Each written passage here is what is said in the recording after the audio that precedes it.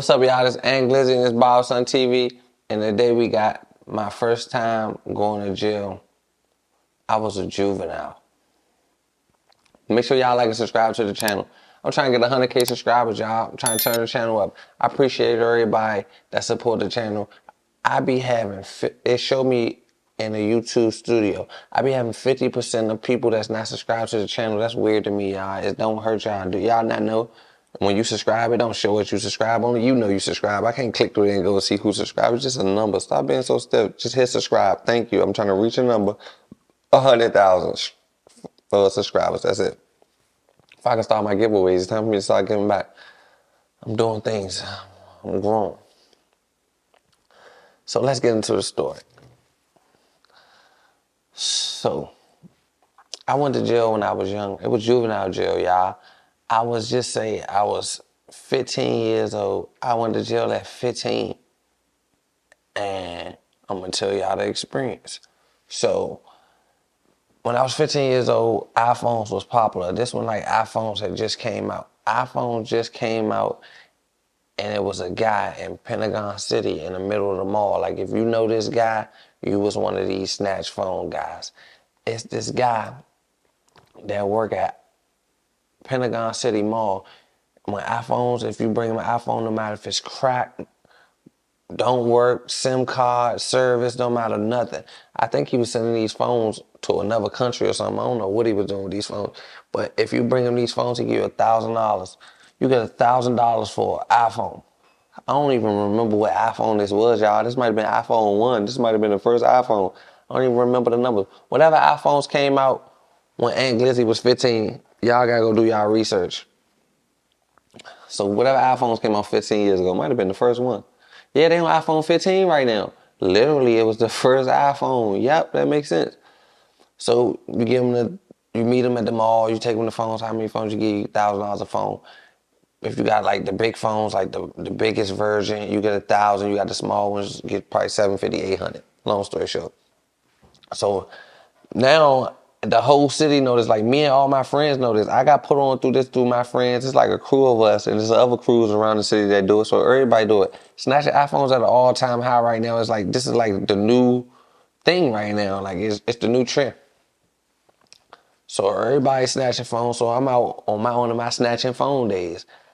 I already got phones. I got 8 phones already, probably this week. I got 8 phones already piled up. And I got like $1,200 in my pocket already. But I'm taking my phones to go cash my phones in. Like, I'm not on nothing. Like, I've been snatching phones all month. Like, I got money. I done made money, get the money, spend the money. But on this specific day, I had 8 phones already stacked up. I was just going to cash them out. Like, I don't be just getting one phone, this is what everybody used to do. Get one phone, take one phone, get $1,000, blow the 1,000, do it again, blow the 1,000. No, I go get a certain amount of phones and just take it and get a rack of bands at the same time. So I had like an $8,000 move. I was going, I'm 15 years old, but I made $8,000. At least I thought I was. So I got $1,200 in my pocket. I got the 8 phones already saved up. I've been snatching phones all week. So I'm going to my Pentagon City, man, but I'm not even on nothing. I'm going to take the train. I walk out my house. I put my clothes on, put my phones in the bag. I walk out my house. So now I leave out my house. My house on Pennsylvania Avenue. I'm living at 1011 this time, like 14th Street. At the bottom, you got to walk straight up. It's like probably you got to walk like 4 blocks to get to the train station. So I walked to the train station. So now, on my walk to the train station, it's a pizza store right there on the corner. Before I get to the train station I got to cross the intersection and go over to the train station. But it's a pizza store before I cross the intersection and go to the train station. I seen like 4, 5 people at the pizza shop just chilling, like white people. Like a black guy, maybe one black tall guy, older, couple white people, just mixed selection of people, but they was all together talking to each other. They was like eating a slice of people. They in regular clothes though, chilling, like 6 people. Just at the pizza shop. I seen them with my eyes. Baby stroller lady but I never seen the baby. I just seen like the stroller, the back of it, and her they just eating pizza right there chilling. I thought nothing of it. I go across the intersection, now I'm at the subway station. As I'm going down the train to take these 8 phones, I snatched 4 phones at this subway station already in like the last 2 months. I done got 4 phones from this subway station, but I ain't know nothing. I'm going to catch money. As I'm going down the escalator, it's a man, like a construction worker type of guy. He got on a construction worker outfit, but he by the escalator. All right, there's a top of the train station. It got escalators that go straight down. You get on the escalator at the top of the train station, at the Potomac Avenue station, go straight down. At the top of the escalators, it's a guy asleep. Like he sleep beside the escalator, cause it's like it's the outside.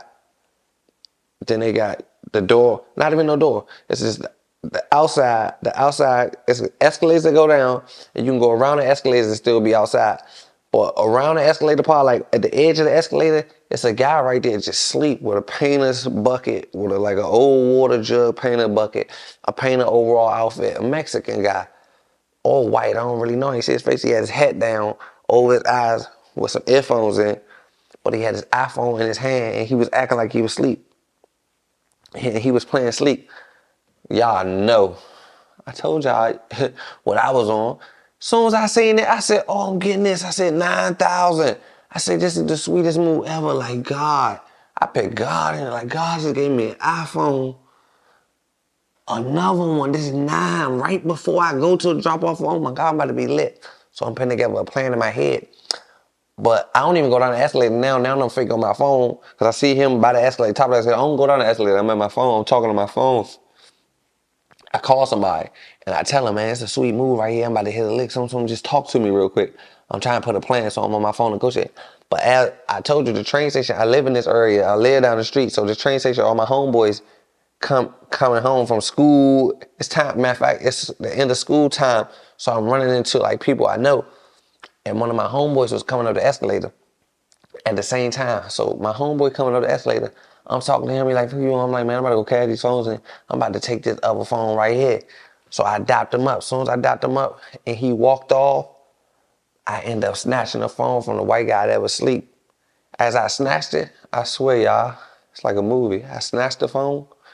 He never moved. Like, he never got up. I snatched it off his lap. His earphones came out the phone. He still ain't moved. Like, he didn't move at all. Like, didn't move at nothing. I'm looking, nothing looks suspicious. It's all slow motion though. It's all happening fast, but it's slow motion in my head. I snatched the phone. I'm looking back. He ain't even moving. I'm thinking I got away with it. Now I'm looking up to run down the escalator. As I'm about to run down the escalator, I see 2 people coming up the escalator. I see a person running towards me, and I see a baby stroller. But I remember this baby stroller, all this from the pizza shop. These are all the people from the pizza shop scattered out. They all was undercover police officers. I seen them before they even set up their sting operation to get me, and I still got caught in their sting. That's how crazy it was. So the guy I took phone was an undercover. So now I snatched the phone. I see everybody. I'm trying to run down the escalator, but I see people running up the escalator towards me. Get on the ground. So I turn around. A lady with the stroller, she pushed the stroller the whole time. There's never no baby in there. It's 2 other miscellaneous people across the street running towards me. So basically, it's my friend that I just talked to came up the escalator that was talking to me. He walked past me. They grabbed him because they thought he was with me. He was my accomplice, my lookout. They grabbed him. So now I didn't even see them grab him. I'm trying to run. I grabbed the phone and walked off. I just know he walked behind me. Whole time somebody grabbed him. So now I look up, I see everybody just coming. They coming from everywhere. Just people, y'all, all undercovers. The whole station was undercovers. It was like a sting operation with nobody there. Only people that wasn't the police was the people coming up the escalator. Everybody that was already at the station, like the people sitting over there, they was all undercovers. It was all a setup. It was all a sting operation for me. I snatched 4 iPhones at this train station. In the last 2 months, they put a sting operation together for me and caught me red-handed. And guess what I had on me, y'all, when they caught me? 8 iPhones and $100 bills with no job. Can't make this up. Caught red-handed, Slim. My heart still beating to this day. Like, my heart was in my y'all. They tackled me and all that. Like, they tackled me, cut my hands up and all that. Boom, I go to jail.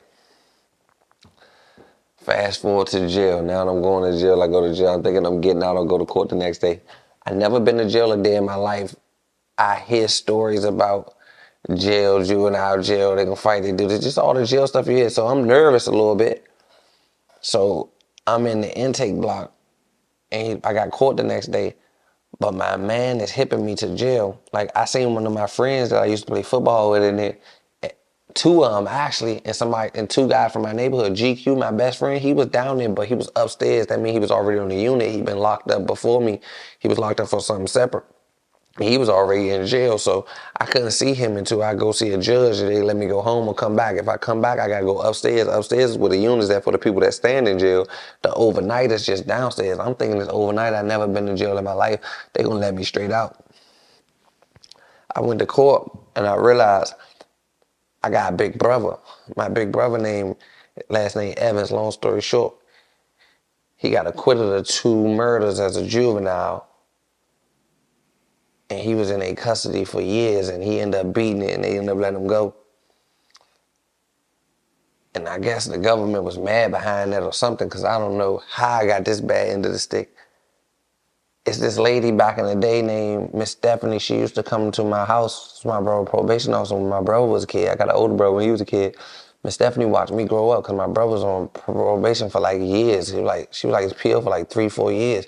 So she would come to the house, do house visits. I used to be a little kid running through the living room. Like, she watched me grow up. She ate dinner at our table and all that.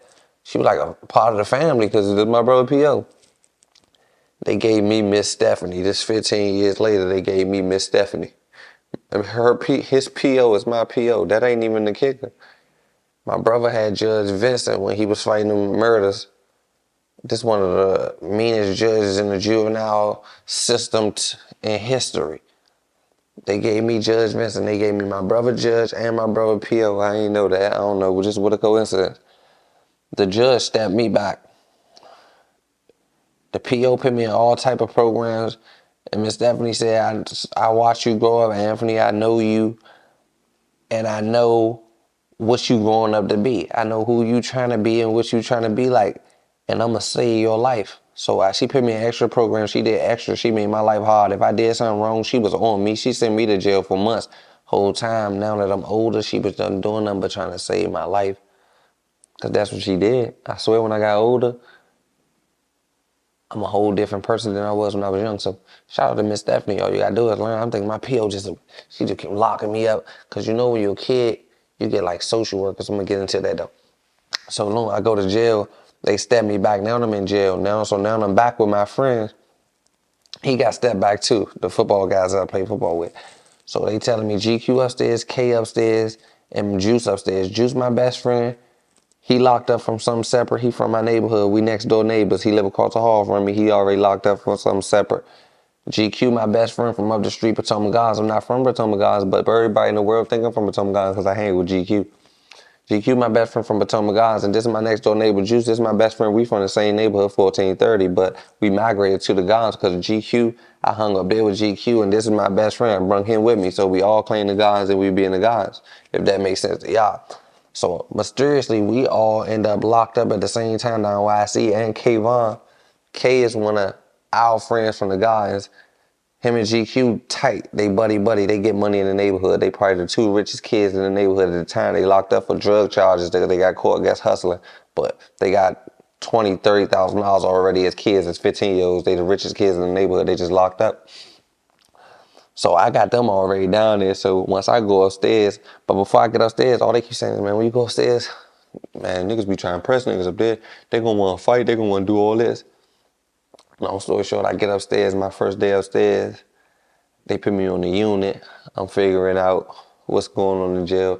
I'm figuring the jail ways, but just how crazy the story is. The day I went upstairs, GQ and Juice had court the next day and they both got committed. Committed mean they got sent to, like, you know what the feds is? Say when you leave regular jail and you go to the feds, it's like the kitty feds. It's like when you got a long time in juvenile jail, you go to a placement. It's either you go to Oak Hill or you go to a commitment to like a residential facility or something. But they went to Oak Hill. They got committed and went to Oak Hill. The next day that I went upstairs, so now I went upstairs, my best friend's not even upstairs. But my 2 homies that I played football with back in the day, they upstairs with me. So They know a little bit about jail because they've been there before. This is my first time, so they give me the ropes. I end up getting in the shower my first night without the slippers they give you and put my feet in that nasty water. Man, I don't even want to talk about this embarrassing. Yeah, I did that, y'all. The worst thing ever. Like, oh my God, I don't even want to talk about it. Yeah, I did it. I did it. I don't even get it. I ain't about to get into detail. I'm going to skip that part. I regret it to this day. So now I'm on a unit. It's a couple guys from other neighborhoods. I think Tion from East Street. I'm just naming people. Fat Ham. Johnny from 37.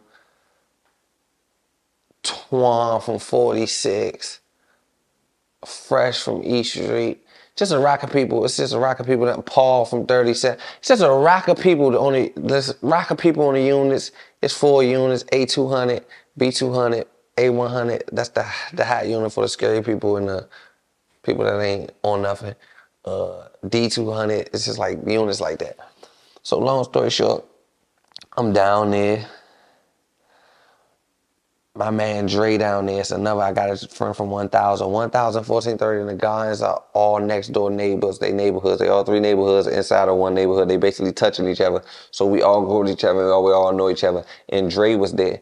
But one thing about Dre was Dre been in jail already years. Like he got years of juvenile experience. He got so much that he damn near the janitor around here. Like he helped the lunch lady pass out the trays. He can walk through the rooms. He basically do with everything he want to do in this jail besides go home. He got everything. Anything you need, he just the perfect guy. But we went to elementary school together too. We went to the same elementary school. So Dre, my man, we locked in with the elementary school together. I just don't see Dre a lot in the neighborhood because he a jail guy. He that guy from the neighborhood. He's just always in jail. If you see Dre, you see him in jail. You don't see him on the street, but he from the neighborhood. But he hold everybody down from the neighborhood when they get to jail. He that guy. Man, I swear, he work on the cafeteria jump. He bringing me, knocking on a random door. Early in the morning, I got 12 sale giving me 10 wings, French fries, Gatorades, out there French fries. Got Gatorade product. I had no hard time eating whatever. Get my door open. He can get my door open for an extra 2 hours. It's like he had so much pull down there. Shout out to him. But long story short, so now I'm on a unit. I'm learning the ways. Then I end up getting cool with Fresh from East Street. One thing about Fresh, he can fight. Fresh can fight. So like once I learn how to move, I can fight, y'all, a little bit. Like not boxing gloves with the hands, I can fight, y'all. Like on some hands, like you could do a lot.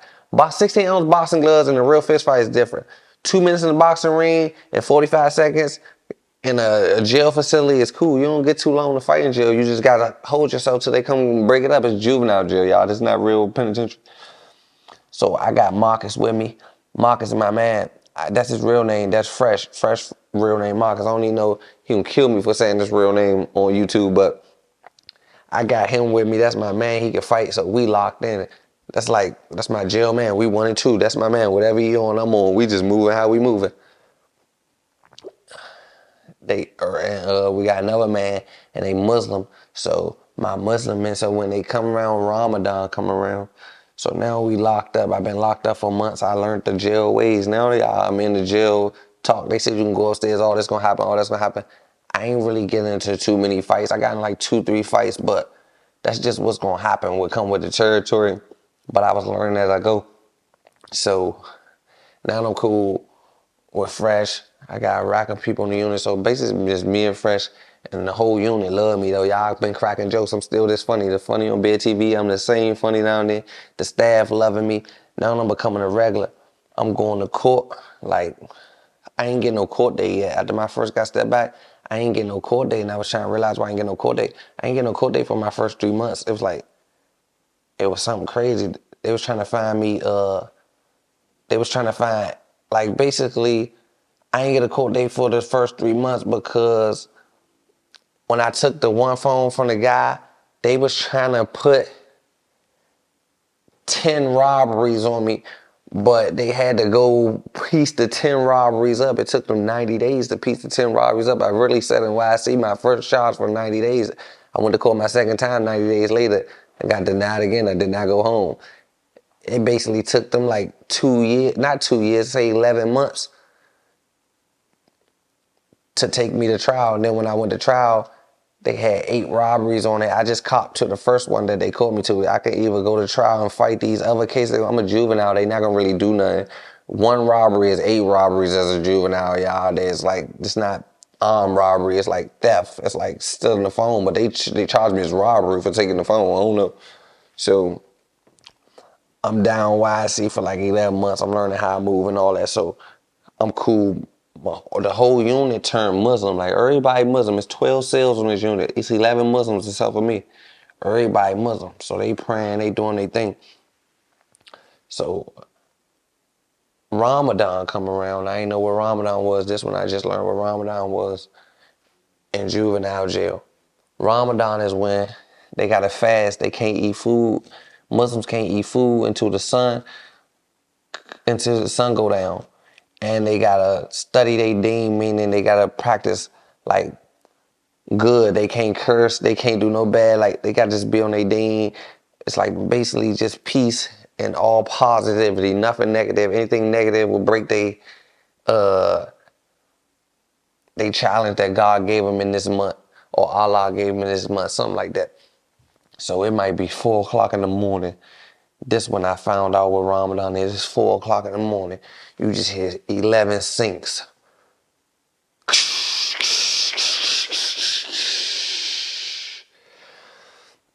I'm like, hell going on? It's my first night. I don't know what's going on. I just hear rack of sinks going on at like 5:20 in the morning. Like, man, rack of sinks, sun going on. Man, what the f? I don't know if somebody flooding. I'm looking out the window. I don't hear nothing. I don't hear nothing. I don't see nothing. I just hear the sinks though.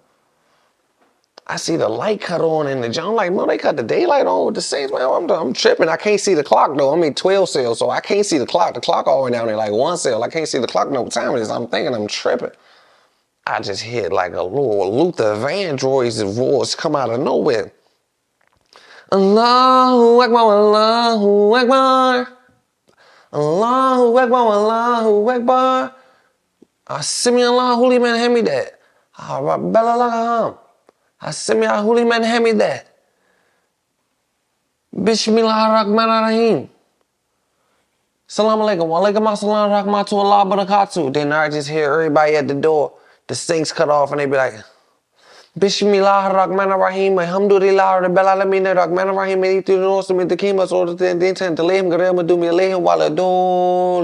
Bismillahirrahmanirrahim. I'm like, what? Then I'm like, man, I don't need to know what they said. I'm just confused. I'm just screaming it wrong.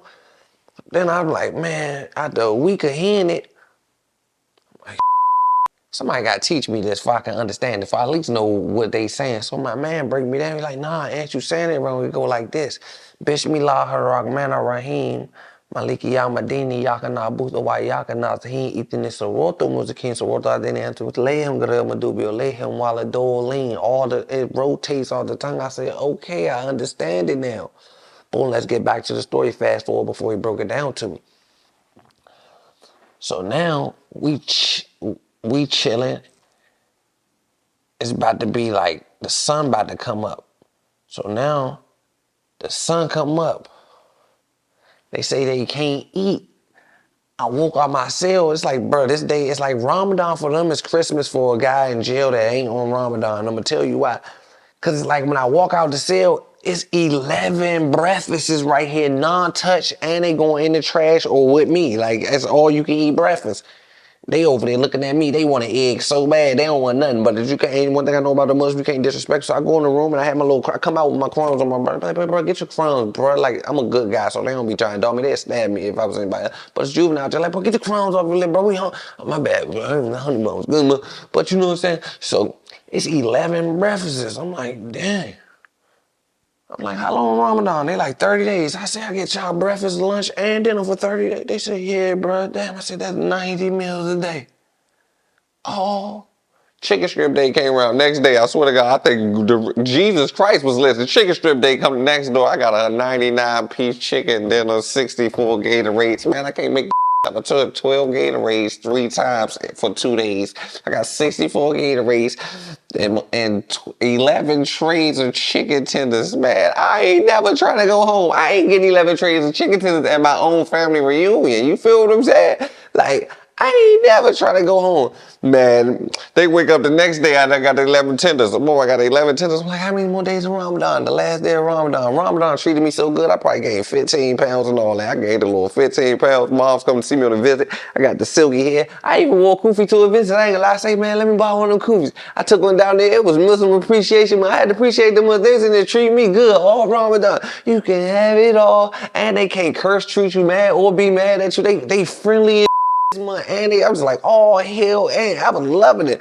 I was happy I was the only Christian. I ain't tell y'all, Fresh was a Muslim too, so we wasn't too close that month. He was over there doing this thing, but I was still eating this chicken strips. I'm just here to tell you.